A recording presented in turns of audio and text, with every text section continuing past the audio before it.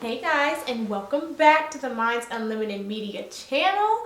I am your co-host, Just Z. And I'm your other co-host, Dr. J. Duncan. And we are giving you the Minds Unlimited podcast recap.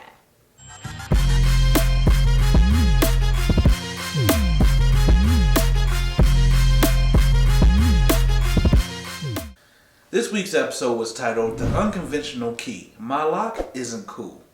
And if you've heard the episode, I'm sure you've heard the from the heart message from both of us concerning this topic. Yes. We just a quick recap before we get into the exclusive YouTube content. So we talked about how a lot of times unconventional is kind of looked down upon, and it makes you feel like you can't be the key to something unless your lock is cool, unless this perception of cool is upon you. Mm-hmm.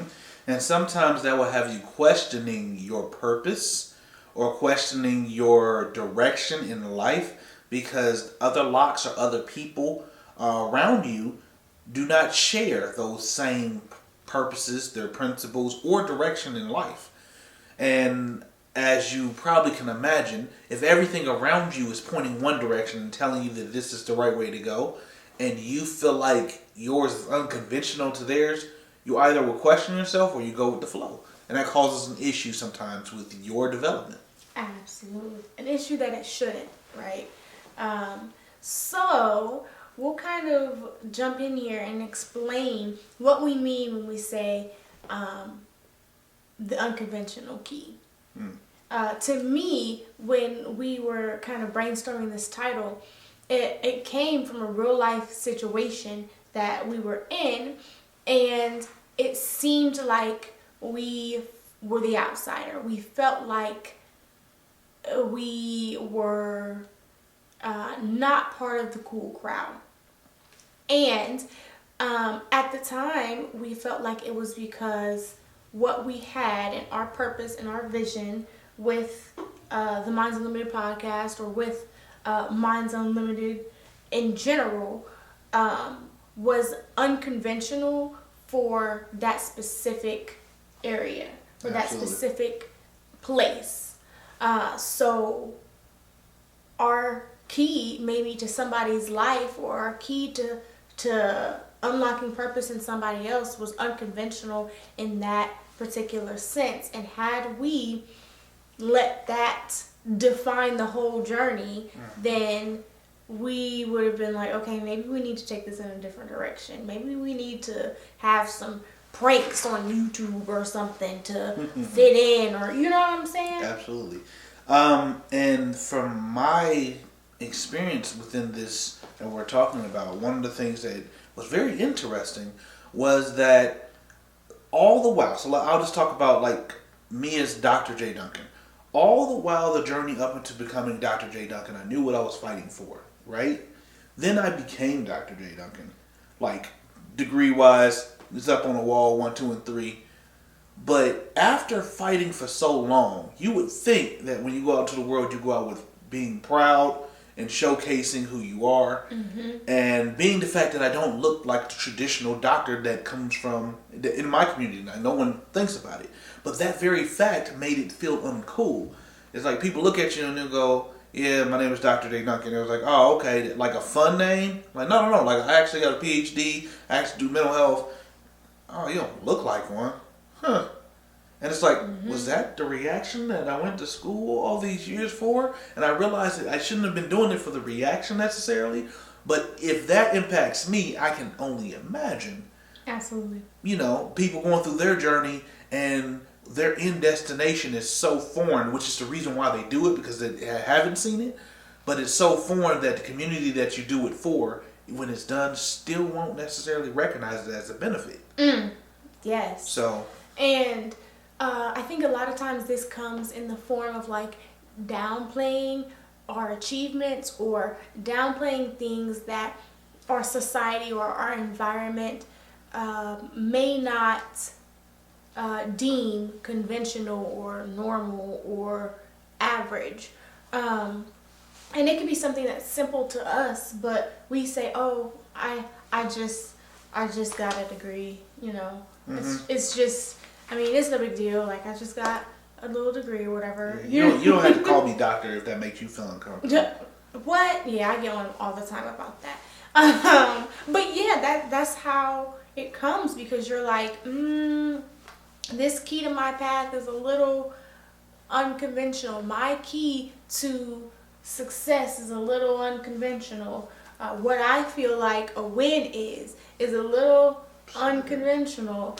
And so, like, if somebody said, "Oh man, like, I got out of bed today, and that's what's up," some people would be like, "Okay, like, Right. that's not a win." You know what I mean? Yeah. Everybody does that. Like, but for that person's lifestyle and mental health and anything emotional state, that might be unconventional to some, but that might be a big feat for them. Absolutely. I think that awareness of the unique combination of your key, the unique combination of your key will allow you a sense of peace that surpasses other people's understanding. Because your key may be the key to success, but if everyone else is experiencing the key to failure, you might question your deserving of even having the key to success. Because you don't know, like, oh, well, I got to, like, it's easier for me to do, oh man, maybe did I cheat something? Like, am I only special because it was handed to me? Maybe I need to start off with their door so I can earn the right to come back to my door. Man. And maybe I need to go in and try that failure real quick, just to make sure. You know what I'm saying? Because they said I wasn't deserving of it. And it's a lot of them. And there's only my one mom over here that's saying that I'm made in God's image, but you're my mom. So, you get what I'm saying? So, Oh yeah.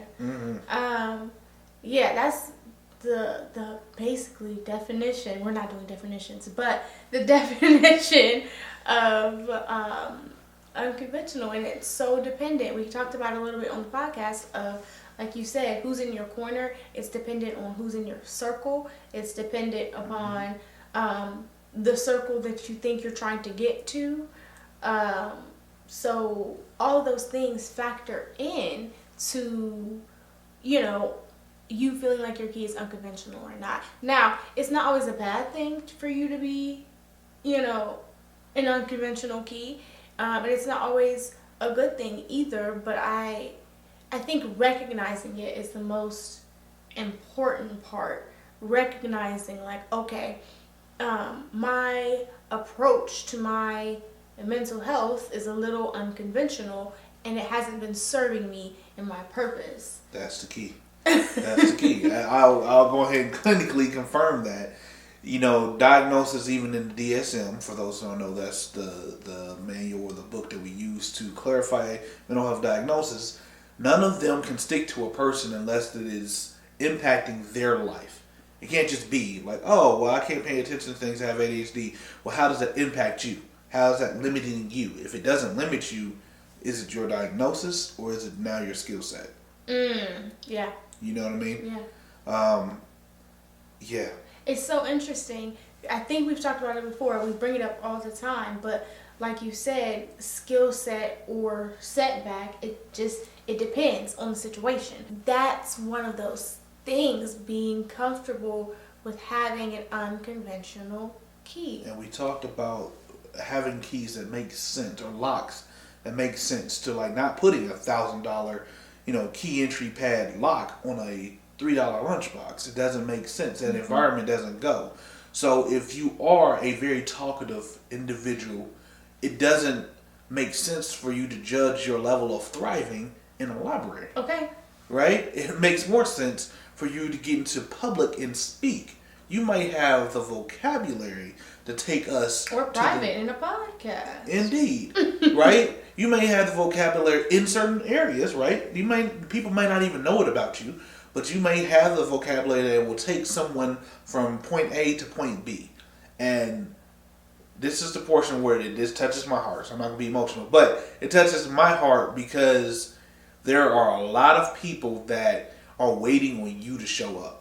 And a lot of times you don't show up because of what someone else said that doesn't care about your vision. And this is where my lock isn't cool comes in. Mm-hmm. Somebody else has said, oh, that problem you're having, or that what you're trying to be a solution to, that's not cool. That's not in. I mean, there's already a million different solutions to that. Mm-hmm. Like, there's already, why don't you get a colorful lock instead of that plain one? Like, Right. You know what I mean? People will try to, we talked about this, talk you out of your lock, or talk you out of even believing that you are the key to someone's life. Absolutely. Because of whatever they got going on. Yeah, she brought it up in the podcast. She was like, oh, that sounds like what Jesus went through. And I had mentioned that every great in the Bible had an opportunity to be talked out of their own blessing. Moses had an opportunity via what he deemed himself as his weakness. Oh, I'm not a good speaker. I was like, but you the one. Oh, but I can't. But you, even if you think you ain't the one, now I'm gonna give you a crew around you that's gonna hold your arms up so that you could be the one. Mm-hmm. Right? And it you're not gonna be unconventional by yourself. Absolutely, but sometimes you will feel lonely, Mm-hmm. and sometimes people don't understand that loneliness can be felt in a crowd full of people. Absolutely. Because you don't have that circle around you that empowers you, everything else will drain Or you. you don't put an empowerment circle around yourself. Absolutely. Because then there's been plenty of rooms where I've been the only woman, the only black woman, the only black person, and until I started embracing that circle of positivity, if you will, or circle of I can, then I would always feel like unconventional. And that's the trick. That is the trick. Yeah, because if you think about like a house security system, the lock works with the sensors. The sensors work with the alarm. The alarm works with the house in general. None of them belong to each other. So they may feel like, oh, I'm the only alarm up in this house. Yes, you are. But you got homies. You got the door. You got the lock on the door. You got the sensor. They're all working together. Y'all might not look alike. Y'all don't make the same sounds. But y'all all serve the same function. Mm-hmm. But what happens when we don't realize that and we go, oh, I need to change my key? But imagine if you had 4 individuals you were supposed to touch in your life. You don't know who they are yet, but you know that they are assigned to your lock and your key. Mm-hmm. If you get convinced to change your lock, then unless you hand them the new key, you've just locked out 4 people that needed you to have access to that door. Mm-hmm. Because you were listening to something that had nothing to do with your mission. Yep. And now you can basically, you have a locked door that nobody is going to come through.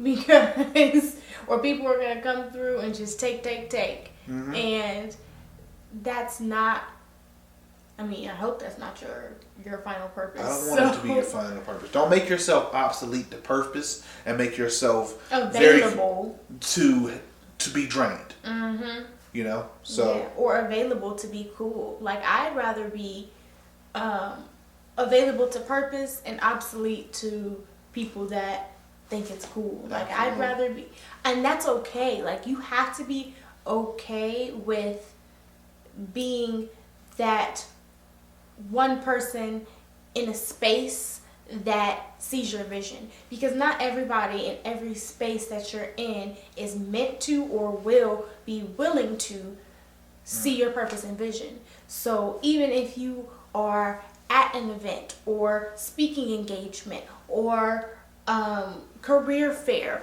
whatever, and you know that what you have is what you're walking in your purpose with, what you have may be looked at as different. Everything that is successful was looked at as unconventional at one point in time. Mm-hmm. But if you don't feel like, these people are not feeling my vibe, these people are not rocking with me, don't be the person that decides to, let me just, join in and be the clown with them. Let me join in and, because it's not always an adaptation that you have to do in order to survive.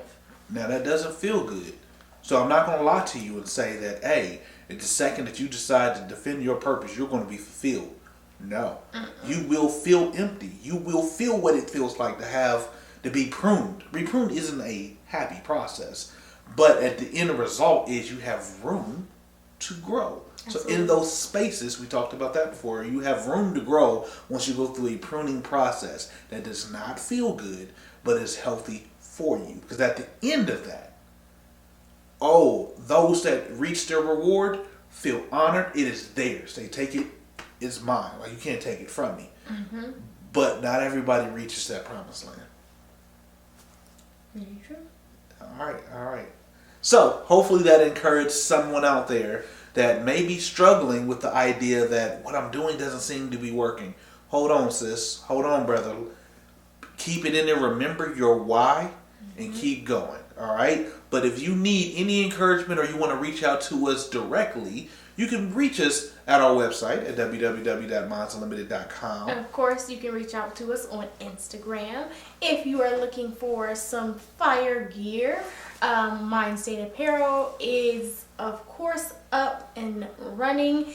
And we have a special announcement coming this Friday. So make sure you tune in to our Instagram and Facebook pages, okay? Oh yeah, a lot of fire. It's coming, and we're excited about it. That's what's up. And it might be unconventional. Absolutely. And we love it that way. All right, y'all. So, well, as always, the smallest change in perspective can change your life. Peace.